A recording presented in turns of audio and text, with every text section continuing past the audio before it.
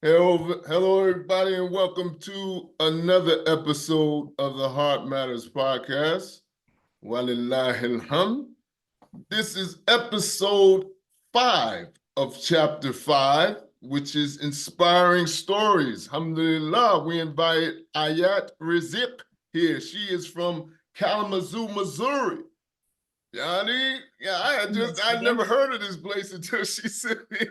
No, it's It's Michigan, not Michigan. Missouri. Yep. Always get the MI confused. I think that Right. I know. the MI is Missouri, but it's not Missouri. It's It's Michigan. Michigan. She's Yep. from Kalamazoo, Michigan. She Hmm. is the ESL teacher at the Kalamazoo Islamic Center.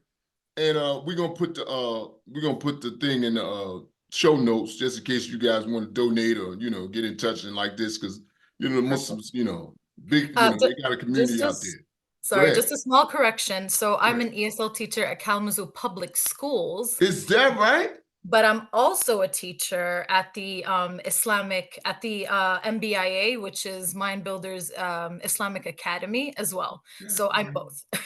Okay, so you're doing double duty. Yep. Kind of. All right, Alhamdulillah. Bismillah. All right, so just tell the people a little bit about yourself, Ayat, before we start with the question and answer here. All right. Um, so yeah, my name is Ayat. Obviously, you introduced. I am originally Palestinian, lived in Jordan. Actually, I've never been to Palestine, but my this is the way we kind of, tell where you're originally from. It's um by our fathers. So my father is originally Palestinian, and I've been born and raised in New Brunswick, New Jersey. I spent there most of my childhood, at least I think the beginning of my childhood, beginning of 13, 12 years old. My parents decided they wanted to move back to Jordan. And that's when I spend the rest of my life, I think 15 years. I spent there, and then I got married. I have two kids, and we decided to come back to the States. And we'll talk more about that whole journey when we start our talk, obviously. Yeah, inshallah. Okay. All right. Well, let's start with Jordan. Hmm.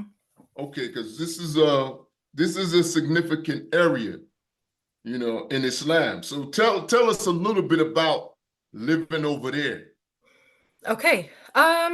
So Jordan is typically the kind of place that you would, as you mentioned, it is well known to be a religious kind of country. The majority of the population are Muslim.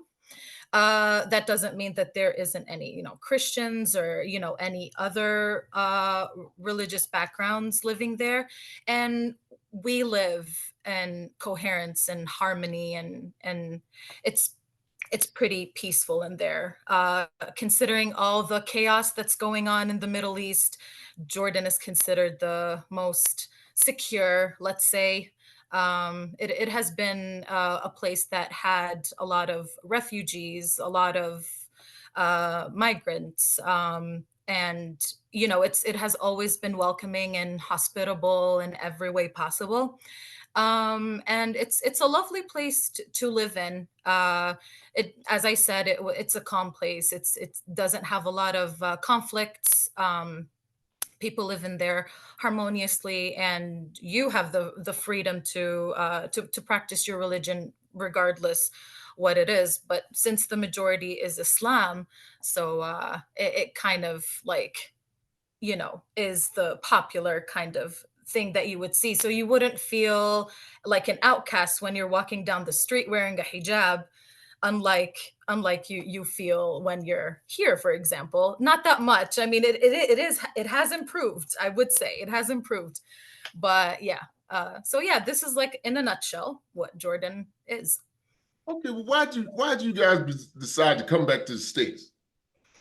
Okay, so as I mentioned, I was born and raised here. So the first place that I actually was aware of was the United States. So I was born in, as I mentioned, in New Brunswick, New Jersey, and after I spent there for about 13, 12 years, my parents decided to move us back to Jordan. Is it okay if I talk a little bit about that period while I was here and then Yes, yes, moved? please. Let's talk about that period.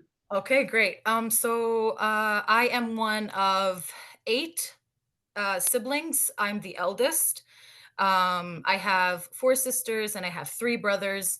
The three brothers came last, so we were the ones that were typically raised here in the states were the my sisters, me and my sisters. I grew up in a very warm Islamic household. My mom and dad were like very religious. We kind of stuck to our Islamic religion quite tight. And my father, I remember my father, you know, constantly praying in front of us, and you know, we kind of followed his lead and everything, you know, in the religious aspect a lot, to the extent that they actually put us and me and my sisters in an Islamic school. So we were the first school that we were exposed to was an Islamic school, actually not a public school. So I grew up in basically a household where Islam was there, even though we were in a place that doesn't support that type of religion at that time. So I wasn't aware, I wasn't like, let's say, yeah, aware, I guess, of all the conflicts that were going on against Muslims at that time, since I was like in a really young age. Like we did everything a perfect Islamic family would do. I started fasting when I was 5 years old, when I was in the States, and it is the ibadah that is closest to my heart ever since. I really enjoyed fasting, and I grew up seeing my mom wearing the hijab the whole time, the full hijab, here in the States. So it wasn't for me, I didn't see that much the let's say the dark side of the states in that sense. I didn't face like any sort of discrimination or racism or anything. It was a really nice childhood that I lived in, and I think our parents raised us pretty well.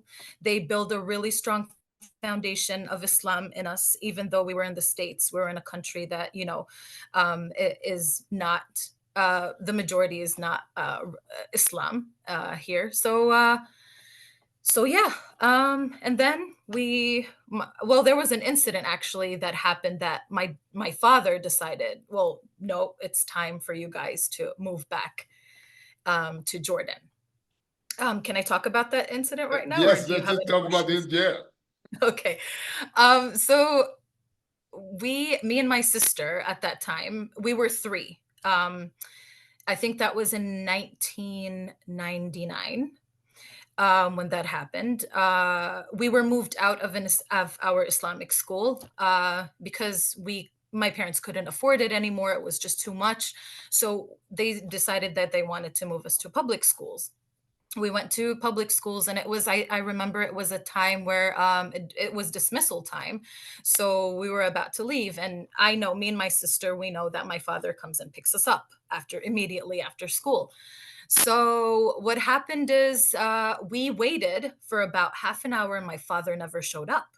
So for me, since I'm the eldest and I'm the one who has that sense of protectiveness, also, you know, because I had my little sister with me and all that, my father, he had a workshop that was, I think, 2 blocks or 3 blocks away from where I used to study in our public schools. So this is when I told my sister, well, I already know where he works at. So I was like, okay, how about we go there walking? And it was not the securest neighborhood that we were living in at that time. I think it was Patterson, New Jersey. It wasn't the securest type of neighborhood that, you know, I think I was at that time in a 10-year-old and my sister was an 8-year-old. So I don't think it was like a securest place that you can, you know, walk down the street alone.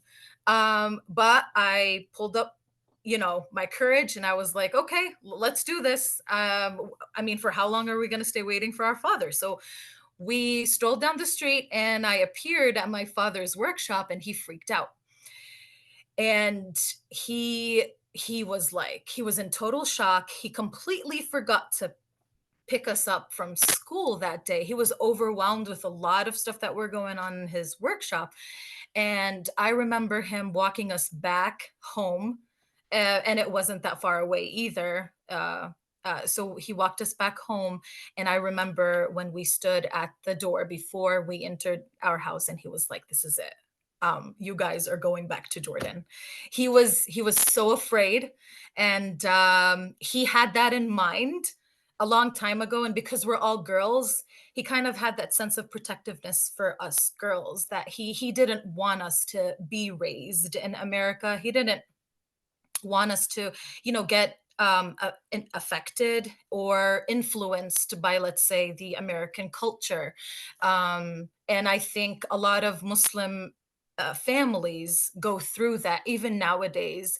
They're like, okay, we just want them to acquire the English language, and have some sort of education here, and then let's just move back to our country. So this is kind of the mindset that the parents, Islamic parents, have when they come here to the States. And that's what my father and mother had in their minds ever since they bought us here. But that incident was like it. He was like, "No, you guys, you're just going to go back." And I clearly remember that. And this is when my father decided to let us move to Jordan. Of course, his job was here in the United States, so he couldn't leave his job and go back to Jordan. So he had to send me and my three other sisters with my mother back to Jordan alone. And this was a total, like, different journey that we lived in Jordan after we moved there. And I was typically fatherless for many years, let's say. Okay, well, how many? Um, my dad, he went, like, he was on he used to come and go back and forth to Jordan. But he only, like, I remember when I was that little, the only time that he stayed for a long period was, I think, a year. And that was like the longest period that he was physically there with us. When we went back to Jordan, he used to come for a visit, like, every, like, 2 months, or he used to stay there for 2 months, 3 months, and then he would go back to work. So yeah, that was the Mashallah. Well, longest. listen, this is for many Muslims, that's not a strange thing. You know what I'm saying? Because Yes, yeah, because the father is like, the father moves around. You know what I'm saying? of For course. even Muslims in this country, you know what I'm saying? The father moves around. Yes, that's Especially true. as if he's if he's in any type of leadership role, Hmm. he Hmm. moves around a lot. You know That what I is mean? true. So, the mothers, Alhamdulillah, Yes. Islam is all right. This is Alhamdulillah. my question. Alhamdulillah. Yep. Okay, so you said you started fasting when you were 5. Yep. Okay, so when you grew up, when you came to the age where the angels started writing, because they're not writing at that age. Yes, that's When true. the angels started writing, Hmm. when did you make the conscious decision? You said, look, this is what I'm gonna do. I'm gonna just be Muslim. You know what I'm Hmm. saying? Because some children, what I'm saying, especially in this country, right, when they grow up and the angels start writing, they take another course. They be Yeah. like, I ain't, I'm gonna do something else. You know what I'm Hmm. saying? So when did you decide, look, I ain't doing nothing else. This is it. So this is the weird thing about me. I think it's also part of the personality, let's say. I never said this is it, and I wanted to, like, move on to something else. It was something, I don't know, it was something kind of built in me. It was deep rooted. I loved it. And I never for a second thought that this thing, or this ibadah, would be, something that I would want to ditch one day. if I would say. It persisted in me. It was something that even grew more profound in me. It's something that I enjoyed even doing more and more as I grew up, and as I like fulfilled that sense of awareness in me about Islam. It kind of grew up in me as I grew older. So it wasn't actually the opposite. And I think, yeah, I think I would applaud my parents for this, because I always say, and I never noticed that, or had that sense of awareness about that until I got to, like, maybe in my 20s, or even more after that, that I realized that it was all my parents. After the grace of Allah, of course, it is all due to my parents and the way they raised us. Okay, all right. So let's stay there for a second. So how many of your people, the Muslim sisters and brothers that you were around, did you? You mean like my biological sisters and No, brothers? no, I'm Oh, talking about in the community. community. Okay. Um, so during the time when I was in the States, like my upbringing and until I was like 12 years old, I remember I had maybe like one friend that was Arab. Um, and my parents, and of course, in the Islamic school, we had also friends there and stuff. But my parents tried their best not to make us mingle within people who were non-Muslim, um, in an indirect way, of course.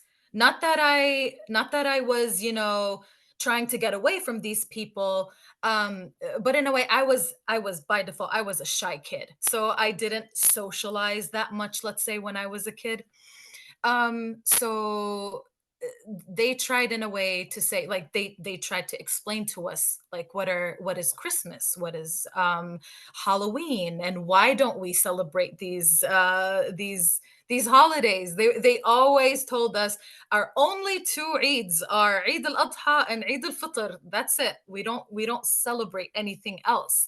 And I don't know, maybe I was like the perfect type of kid, so maybe I'm not the good one to ask these questions, but I was okay with that. I'm like, okay, if it's just these two Eids that we celebrate, if it's these two holidays that we celebrate, I'm fine with that. And they used to make, I remember, like, they used to make this really nice environment whenever Ramadan is here, whenever Eid is here. We never felt that sense of, being left out, me or my sisters. We always felt like uh, we're special because we're Muslim. So we never felt weird, or we never felt like, oh, you're like outdated because, like, why don't you celebrate um Halloween, or why don't you celebrate Christmas? So we never had that sense. I only remember one time where I bought this kit of it was a kit of makeup, and it was makeup, designed for children.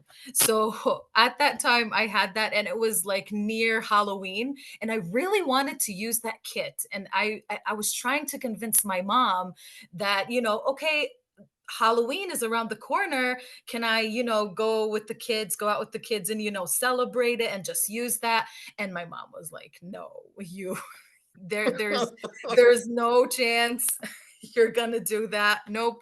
But you can use it here at Yeah, home. So yeah. she tried to make like an environment for me in our household where I don't feel kind of left out, where I don't feel like weird. Okay, you want to try this? That's fine. You can try it at home. Let's like do something at home. Let's like play make believe, or something, or whatever. And not participate in their holiday, for example. So it kind of, I got convinced at the end. So I'm like, okay, well, what a mother says is what a mother says. In the end, I can't argue with that. So it was okay with me. I went with it eventually. Alhamdulillah. Listen, well, it's not unique. Let, Mhm. let me I won't say that, because you got plenty of Muslim Muslim families, saying they're raising their kids, and the kids are not, but Yeah.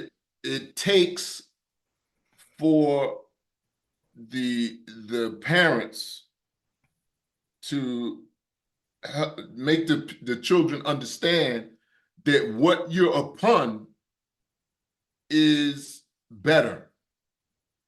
Absolutely. It doesn't mean that it's not an arrogance thing. It's just that Nope. what Allah has blessed you with Mhm. is better Mhm. than Mhm. that. You know what I'm saying? Because all that other stuff is just man-made anyway.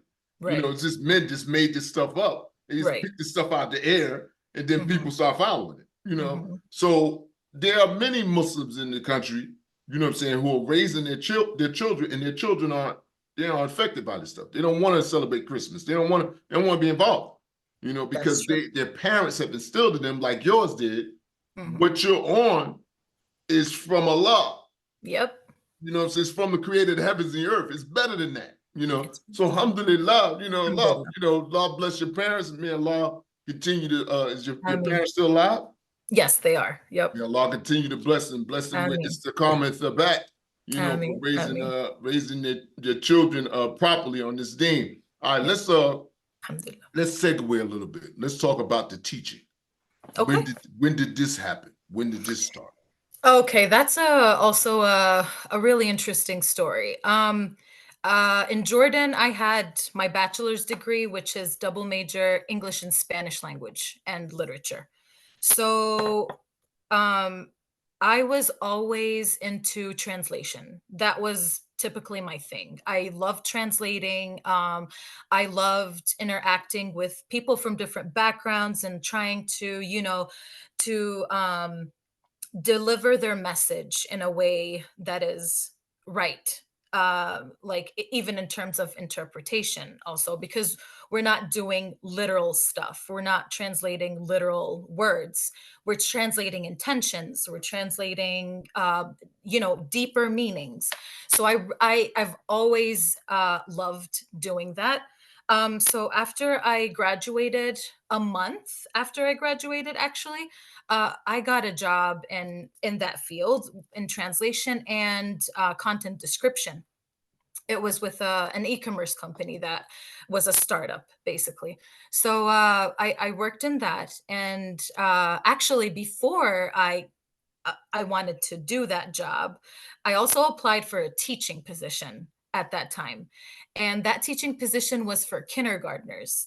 And when they gave me like like a small probation period, like about a week to try it out and see how it goes. And I tried that. They're cute and everything, don't get me wrong, but but it was just too much for me. I'm like, nope, I just can't do it. I I felt that I didn't have the skills. It was like my first experience, and I felt this is not me. I didn't find myself in that job. So I immediately shifted to translation and to content description. And teaching actually didn't start until I came here to the States.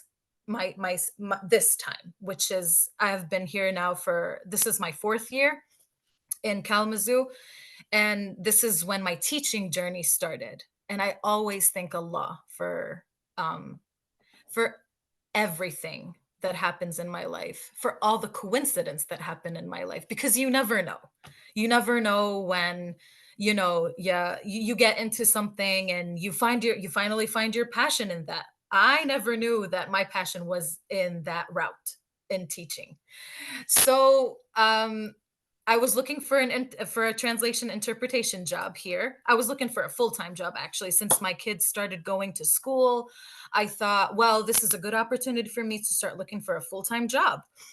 So I started looking for a job and applying and stuff, and I couldn't find a full-time translation interpretation job. They were all either on-call basis or part-time. So I didn't want that. I wanted something full-time. So then one of our friends that I met here in Kalamazoo, she was like, they're actually Kalamazoo Public Schools are looking for a paraprofessional position. For those who don't know what a paraprofessional is, a paraprofessional is kind of like a teacher assistant in schools. So I'm like, okay, let's do this. I was this desperate. I couldn't find a job, and I just wanted anything at all. And then I said, once I get into it, I'm not gonna last more than what, 5 months or so. I'm not going to last more than that. And then I'm going to go off and, find my job and my passion. Even during the interview, when they were interviewing me, they asked me the question and they were like, why do you want to take that job? And I wanted to be sincere. I'm not going to lie. I'm not going to sugarcoat nothing. I'm going to tell you exactly what's in my mind. I don't care. But I just wanted to be sincere and I wanted to be real. So, and that was actually a question that I had in my mind. Why did I want to take on that job? So I was like, listen, I currently have two kids. These two kids are the apples of my eyes, and I will do anything in the world to raise them properly, to raise them in a way like my parents raised me, basically. So I think taking on a teaching position or anything in that field will enhance my chances in giving my kids the proper education that they need. I think that teaching position will give me the skills that I need to teach my kids the things that they actually need. I'm not interested in this position. This is exactly what I told them. I'm not interested in teaching. I've never been interested into teaching, but I think that taking on this position right now will give me the chance to give my children a better education, and they're everything for me right now. And concerning everything that's going on in the world right now, and all the chaos and all the, the different types of and the weird norms and rules that is going on in the world, especially in the States right now, it's getting crazy. Mhm. And the influence that the kids get exposed to is just too much. So I'm like, these are my priority right now. And if I'm going to take this position, it's because of them. And I got the position and I got the job after that. I don't know how that response influenced them, but they were like, okay, I mean, you are a great fit for this job and we see a lot of potential in you. So we're just going to give you the job. And this is when my journey started in and being a paraprofessional. I started at a middle school and then I went on to a high school. Middle schoolers were kind of difficult. You're dealing with a lot of hormones and a lot of, different types of personalities, and you're also dealing, well, in my case, since we're ESL stands for English as Second Language. So we're also dealing with a lot of traumas. We're also dealing with a lot of people from different backgrounds, from all over the world. So this was kind of a first experience for me, but I've always been into psychology also. That was like before I took on my major. I've always been into psychology, and I really wanted to see a way where I can influence these kids. So this is where I started the testing. So I started like, you know, giving in some, encouragement, some motivation, trying to dig in deep in their stories. And I found that I had the skill of actually relieving these kids. They felt so comfortable with me. They felt, they were so open and telling me all their problems and all of the things that they were going through. They broke down in front of me and it was okay, and I comforted them, and I tried to guide them to the right way, tried to guide them that, you have to, now your priority is your education, you have to focus on that.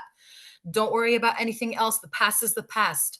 Even with all the traumas that they've been in, I try to, be their refuge in a way, in a sense, and alhamdulillah, it worked in an extent, to an extent. And this is when I started to get really attached to the job.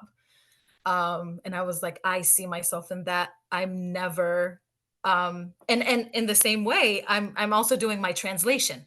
So I'm not wasting, that passion. I'm also doing the translation in schools. I translate because I speak Spanish and I speak Arabic. So these are the two sought after languages basically in schools right now. So I used to help out students who spoke Spanish, students who spoke Arabic, and I did my translation in that sense. But I also helped the kids, and the kids right now were my passion. I discovered a new thing right now in me that I really wanted to do. And it led me up until today that I still do teaching. And now I have finished paraprofessionaling, and now I'm a lead ESL teacher at Kalamazoo Central High School. Alhamdulillah. Yeah. All right, so you just walked into that. It wasn't something that you planned on. Nope. Nope. I just walked into it. And that's why I said I thank Allah for every opportunity, because you just never know. You never know. All right. Alhamdulillah. All right. Alhamdulillah. All right. So give the sisters some advice. Sisters in America here, especially in America, but just general. You know what I'm A saying? Because general advice. yeah, give the sisters some advice on how to hold on to their Islam in this place. Because this is not an easy place, mashallah. You know what Nope, I'm saying? it's You know, not. I walk around with Kufi and Thobo, and people look at me crazy. So I can imagine how it is for the sisters. You know what I'm saying? So let's give the sisters some advice, inshallah. All right. So the main advice that I keep giving to the sisters, especially when I'm teaching in the Islamic school, I always try to put in some subliminal messages while I'm teaching, because I know they won't open up to it. They feel, disgraced, or they feel shy, or they don't want to talk about it that much. So I just try to target that in them, even though they didn't say it, because I know sometimes they just try to hide it. So the only advice that I always give them is to um, deepen their relationship with Allah, because that's the only um, getaway, let's say, in amid all that chaos, amid everything that is going on. Every single time they go into a breakdown, or they face something in society or at schools or anywhere, um, I immediately advise them, just go to your prayer mat, make wudu, don't go to your prayer mat, and talk to Allah. He's your therapist. He's the one who's going to figure out a way to get you out of it. Even though, because we're humans in the end, and I know we want something tangible. We want something, when you're talking, you want to have somebody to kind of understand you, or to feel that that person really understands what I'm saying. But to be able to talk to something that isn't physically in front of you is a little bit challenging. Even for us as Muslims, we sometimes go through that. Like, even in our, like, when we hit rock bottom, and you're like, I don't know, how am I going to get through? And then sometimes your mind starts deceiving you, or sometimes shaitan, actually, he's really good at that. He tries to deceive you and tries telling you, oh, you just hit rock bottom. You're gonna go and start crying to your Lord, and he's gonna save you. How is that gonna happen? You kind of minimize that, and you kind of make it like it's nothing, but it's actually everything. It's what we supposed to do. It's what we supposed to seek. He's the only one that we seek refuge in, not anything else. No one on earth can help you out in whatever you're going through, if it's not the relationship, and the strong relationship that you have with Allah. Um, I would like to mention just one incident that, well, I'm not going to talk about the incident, but it was a period of time in my life. It was in 2019. Um, this moment in my life was the turning point in my entire character, my belief, my everything. As you know, I was born in an Islamic household. I grew up in an Islamic family. So it was something that is a force of habit, that I prayed, that I fast, that I read Quran, that I, made dua to Allah. It was something that it was a force of habit. It was kind of, in a way, it was not out of real faith, or deep faith at some point. And I realized that when that incident happened in my life in 2019, where I felt like I was reborn. I felt that rebirth in me because I felt that everything I used to do before was nothing compared to the belief that was installed in me after that incident that I had in Allah. And everything changed in my life. Like, even when I prayed, the taste that I had, the connection that I had with Allah was different, was totally different. I felt something different. So that's the kind of faith that I'm trying to, to tell kids about. Like, you have to have that sort of faith in Allah. It's not just praying, or it's not just about not drinking alcohol or not eating pork. It's more than that. Our religion and our connection and faith in Allah is deeper than that, let's say. So strengthen your faith in Allah in that sense. Okay, all right, couple more things here. First of all, I want to have, Mhm, because Ramadan is coming. Ramadan is going to be, like 30 days or something.